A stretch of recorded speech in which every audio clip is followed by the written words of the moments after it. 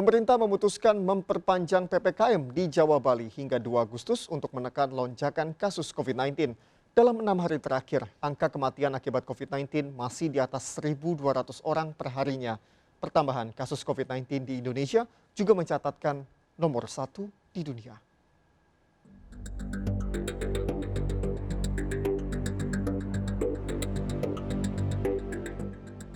Wacana relaksasi PPKM yang semula akan diberlakukan per hari ini belum terwujud.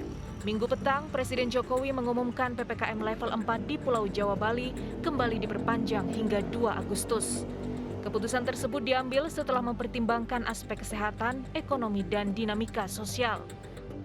Saya memutuskan untuk melanjutkan penerapan PPKM level 4 dari tanggal 26 Juli sampai dengan 2 Agustus 2021. Namun, kita akan melakukan beberapa penyesuaian terkait aktivitas dan mobilitas masyarakat yang dilakukan secara bertahap dengan pelaksanaan yang ekstra hati-hati sebagai berikut. Pasar rakyat yang menjual sembako sehari-hari diperbolehkan untuk buka seperti biasa dengan protokol kesehatan yang ketat. Meski PPKM diperpanjang hingga 2 Agustus, sejumlah sektor mulai diperlonggar. Toko sembako boleh dibuka namun non-sembako dibatasi maksimal 20% dari kapasitas. Usaha restoran boleh buka hingga pukul 20, namun waktu makan dibatasi hingga maksimal 20 menit. Sebelumnya pemerintah memperpanjang pelaksanaan PPKM darurat yang sudah diberlakukan pada 3 hingga 20 Juli. Dengan mengganti kata darurat, pemerintah menerapkan PPKM level 4 untuk menekan lonjakan kasus COVID-19. Berbagai pembatasan bahkan penutupan sementara diterapkan di banyak sektor.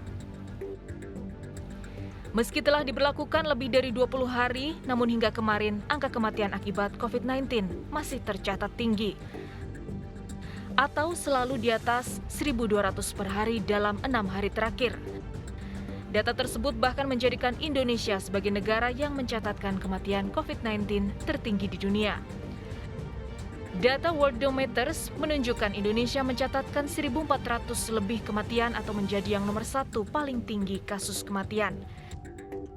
Brasil menyusul di urutan kedua dengan 1.080 kematian, Rusia 799 kematian, India 542 kematian, dan Afrika Selatan 413 kematian. Pertambahan kasus harian COVID-19 di Indonesia juga masih tergolong tinggi meski mulai menurun dalam beberapa hari terakhir.